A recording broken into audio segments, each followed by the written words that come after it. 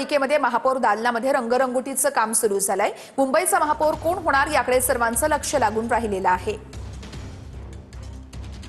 मुंबई महापालिकेची निवडणूक पार पडलेली आणि त्यानंतर निकाल समोर आला, परंतु अजूनही महापौर पदाची निवड जी आहे ती झालेली नाहीये। महापौर पदावरती नेमकं कोण बसणार याकडे सगळ्यांचं लक्ष जे आहे ते लागलेलं आहे। पुढील 48 तासात महापौर पदाचा चेहरा जो आहे तो मुंबईचा ठरणार असल्याची माहिती सध्या सूत्रांकडून मिळालेली आहे आणि त्याच दालनाची आता रंगरंगोटी या ठिकाणी सुरू झालेली आपल्याला पाहायला मिळते। आपण जर पाहिलं तर राजश्री शिरवाडकर, त्याचप्रमाणे शीतल गंभीर आणि रितू तावडे अशी 3 नावं जी आहेत ती सध्या महापौर पदाच्या रेसमध्ये चर्चेत मुंबई महापालिकेचे असलेले आपल्याला पाहायला मिळत आहेत आणि ही नावं 3 जी चर्चेत आहेत त्यावरती शिक्कामोर्तब वरिष्ठ करतात।